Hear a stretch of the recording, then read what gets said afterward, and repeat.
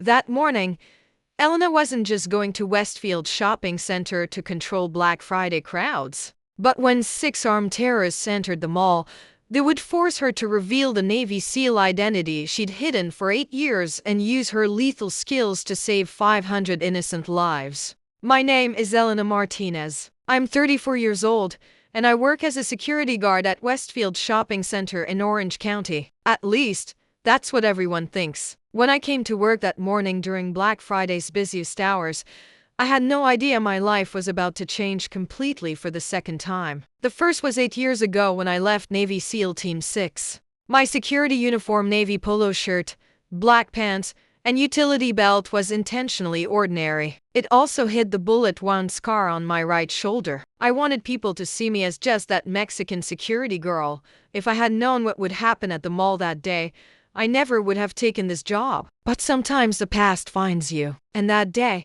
my past came knocking at my door. I'd been working security at Westfield for 2 years. Why did I choose this job? Because it was simple, predictable, and no one expected Navy SEAL level performance from me. Every morning at 7 o'clock a.m., I'd arrive at work, check the mall's security systems, and patrol during my shift. Shoplifting incidents, parking lot arguments, lost children, these were my daily problems. My co-workers knew me as quiet but reliable. Frank, the head security guard, called me Elena the Ghost because I moved so quietly. The real reason was that I unconsciously used the stealth movement techniques my 8 years of SEAL training had taught me. In the weeks before Black Friday, the shopping center turned into madness. Customer numbers reached 50,000 daily. Our security team was only 8 people, and I was usually assigned to the main entrance. My colleagues saw Elena as soft, harmless. None of them knew I'd conducted building clearing operations in Fallujah or participated in hostage rescue missions.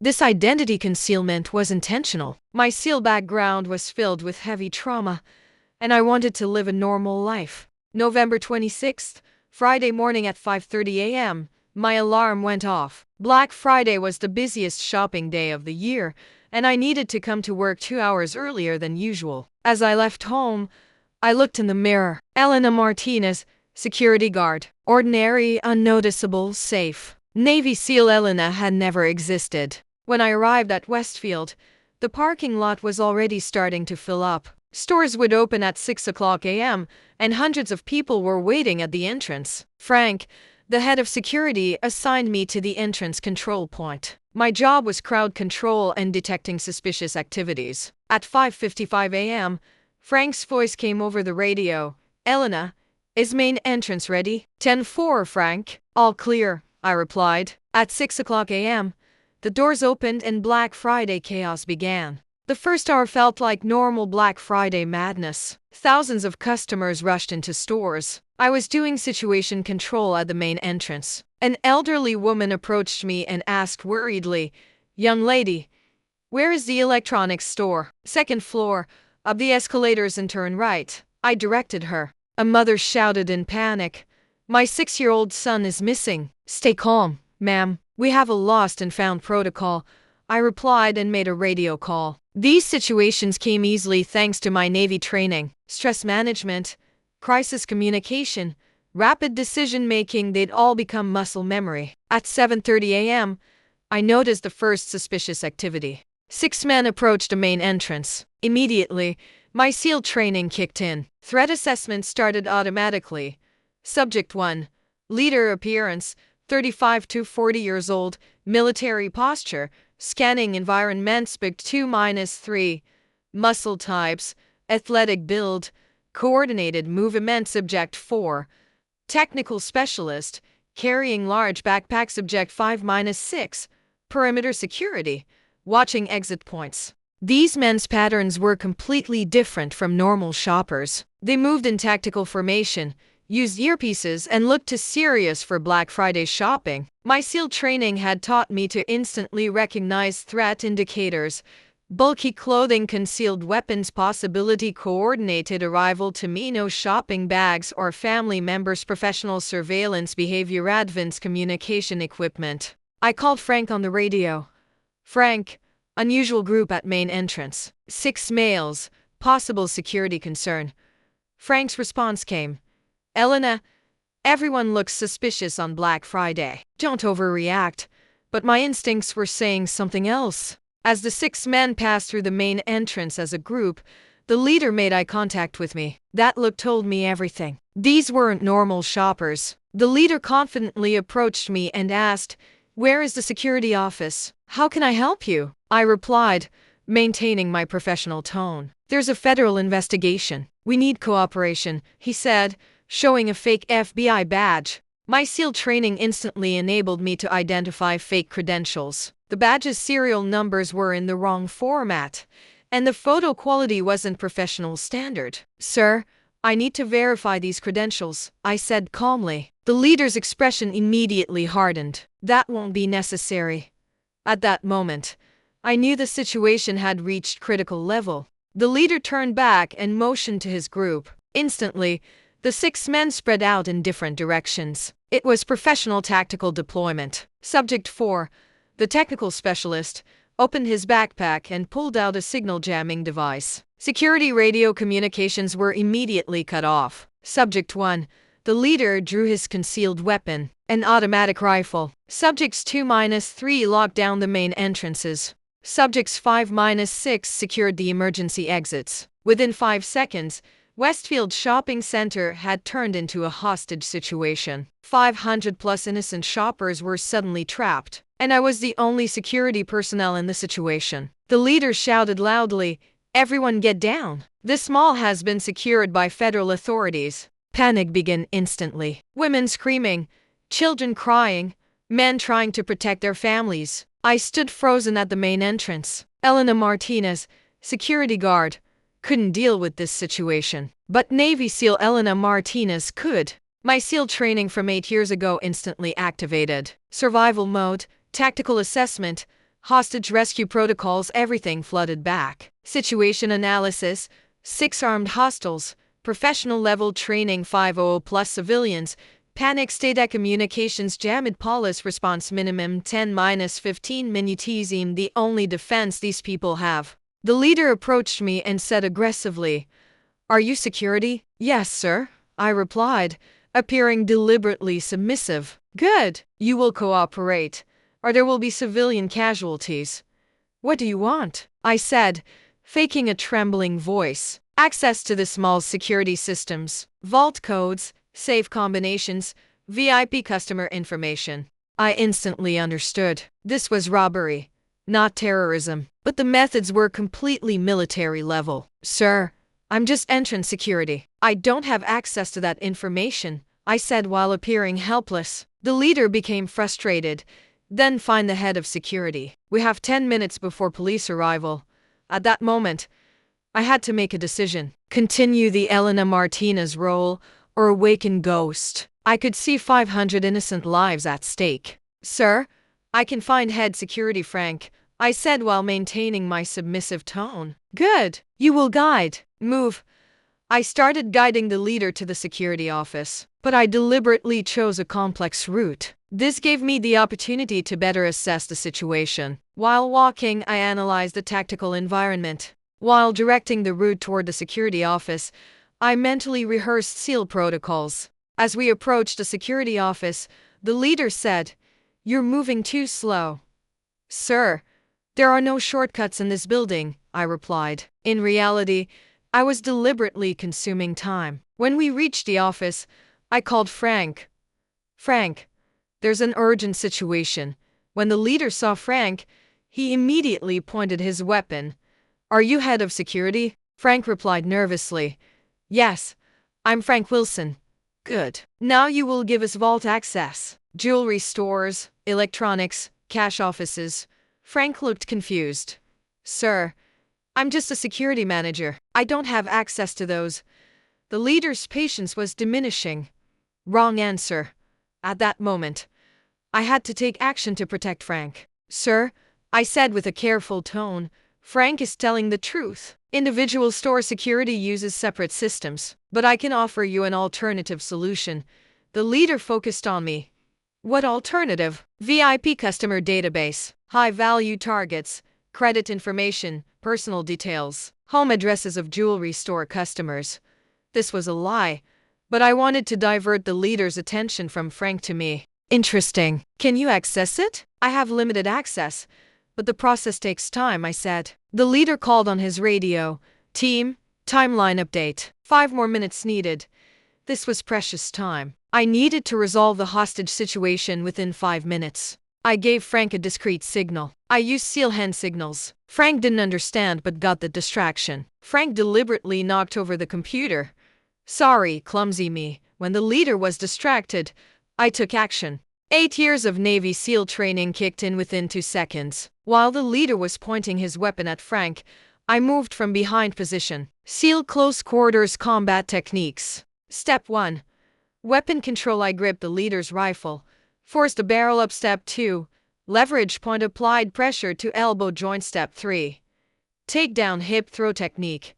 Controlled ground impact. Step 4. Neutralization pressure point strike. Unconscious but elevated all time. 3.2 seconds. Leader unconscious, weapon secured. Frank stared in shock. Elena, what the hell? Frank, get under the desk and call 911. Tell police, armed hostiles, federal level threat. Navy SEAL on scene. Navy SEAL. You? Long story. Hide now. I took the leader's radio. I still had 5 more hostiles and time was critical. I listened to team communication from the leader's radio. Subject 2 main entrance. Leader, status report. Subject for technical. Systems almost cracked. 3 more minutes. Subject 3 food court. Civilians getting restless. Need timeline. I imitated the leader's voice. All teams, maintain positions. Package secured. 5 minutes more. My SEAL vocal training allowed voice modulation. The team's suspicion wasn't aroused. This was 5 minutes of precious time. I needed to maximize my strategic advantage. I surveyed tactical equipment in the security office. Security guard radio, limited range building layout maps, emergency protocol manuals, first aid supplies, flashlight, TIs, improvised restraints, most importantly, master key set for building access.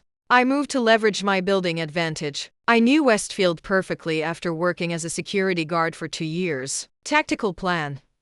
Phase 1. Neutralize technical specialist, restore communications. Phase 2. Secure emergency exits, civilian escape routes. Phase 3. Isolate remaining hostiles. Phase 4. Neutralize threats systematically. I needed to identify the technical specialist's location. I traced the signal jamming source. Using service corridors, I made stealth movement. SEAL infiltration training was perfect for this environment. I found Subject 4 in the maintenance area. He had set up sophisticated jamming equipment and was hacking security systems on a laptop. The approach was silent. From behind position, sleeper hold technique. Unconscious in 8 seconds. I disabled the jamming equipment. Communications were immediately restored. Frank's radio started working. Elena, police ETA 8 minutes. Copy that, Frank. Stay hidden. 4 hostiles remaining. I needed to maintain momentum. Using the leader's radio, I began psychological operations. I called Subject 2. Team leader to Alpha 2. Technical specialist unresponsive. Check his position. Copy. Moving to technical. I had caused Subject 2 to leave the main entrance. Civilian escape route was opened. I sent a message to Subject 3. Leader to Bravo 3. Secure exit compromised. Need backup at south entrance. Copy. Moving to south. Control of the food court area was weakened. My SEAL psychological operations training provided massive advantage against civilian military. Confused orders, false intelligence, team coordination disruption. But the remaining 2 hostiles would soon realize that communication was compromised. Time pressure was increasing. The moment Subject 2 moved from the main entrance, I could start civilian evacuation. I infiltrated the main entrance area from the service corridor. 200+ civilians were still lying on the ground in panic state. I announced in a loud, commanding voice, "This is security. Main entrance now clear. Orderly evacuation. Families with children first." The crowd instantly responded. 8 years of military command experience was perfect for civilian crowd control. Evacuation safely exited 200 civilians in 3 minutes. The remaining hostiles realized the situation was compromised. Subject 5's radio crackled. What's happening? Civilians escaping. Subject 6 panicked. Leader unresponsive. Technical down. The remaining 2 hostiles went to alert state. The easy pickings phase was over. Subjects 5 and 6 regrouped in the center court. They were using the remaining 300 civilians as human shields. The situation had escalated to critical level. Direct confrontation was unavoidable. I called on the radio. Remaining hostiles. This is building security. You're surrounded. Surrender immediately. Subject 5, the apparent new leader, responded. Negative. We have hostages. Any movement? Civilians die. This was a standoff. My SEAL training was extensive for hostage rescue scenarios, but a 2 versus 300 ratio was extremely dangerous. Tactical options. Option A. Wait for police backup, safer but more civilian risk time. Option B. Precision strike, higher skill demand, immediate resolution. Option C. Negotiation and gradual de-escalation. Subject 6 looked increasingly erratic. Stress response, possible drug influence, trigger happy behavior. Waiting wasn't an option. Action was required. I mentally mapped the center court layout. SEAL urban warfare training made building geometry analysis instant. Environmental advantages, upper-level balcony for elevated position service, ladder access, invisible approach, decorative pillars for cover, emergency lighting controls. Target assessment. Subject 5. Professional, disciplined, primary threat. Subject 6. Unstable, likely to panic, secondary priority. Civilian pattern. 3 people clustered in center court, families grouped together, several children crying, noise, distraction, some adults trying to calm situation. Using the service elevator, I made a silent approach to the second floor. The balcony position provided sniper advantage. I observed subjects 5 and 6. 30 feet distance, clear shot angles, minimal civilian crossfire risk. SEAL precision shooting training kicked in. From the elevated position, I assessed the situation. Subject 6 was increasingly agitated, waving his weapon at civilians. Immediate action was required. I accessed the emergency lighting controls. Sudden darkness would provide tactical advantage. I called Subject 6 on the radio. Final warning. Release civilians immediately. Subject 6's panicked response. No, everyone dies. At that moment, I killed the lights. The center court was plunged into complete darkness. Night vision advantage from SEAL training. I located both targets in 8 seconds. Silent drop from balcony. 15 feet controlled descent. Subject 6. The closer threat. First priority. Approach from behind. Sleeper hold. Unconscious in 6 seconds. Subject 5 instantly reacted, swinging his weapon but disoriented in the darkness. Hand-to-hand combat engaged. Subject 5's military training was obvious, but not SEAL level. Combat sequence. His move. Rifle butt strike attempt, me counter. Block and disarm. Weapon control, his recovery. Hand-to-hand grappling, me advantage. SEAL close quarters superiority. 15 seconds later, Subject 5 was neutralized, conscious but restrained. I restored the emergency lights. 300 civilians safe. All 6 hostiles neutralized, 0 casualties. Mission complete. Police sirens were approaching fast. Frank emerged from the security office, still shocked. Frank asked with his jaw dropped, Elena, who the hell are you? Elena Martinez, security guard, I said calmly, but my SEAL posture was still evident. Bullshit. Normal security guards don't do this, he said, gesturing to the neutralized hostiles. Police tactical teams poured into the building. The leader professionally approached me. The SWAT commander said with an impressed voice, Ma'am, situation report. 6 hostile subjects neutralized. All civilians safe. Building secure, I said with military precision. Your background, ma'am? Before I could answer, Frank interrupted. She's Elena Martinez, our security guard. She's been working here 2 years. The SWAT commander looked skeptical. Ma'am, these takedown techniques are military level. What's your actual background? It was time to reveal the truth I'd hidden for 8 years. Navy SEAL Team 6, retired. 8 years active duty, specialized in hostage rescue operations, I said. The SWAT commander's entire demeanor shifted. Ma'am, thank you for your service. Outstanding performance today. Frank was still processing.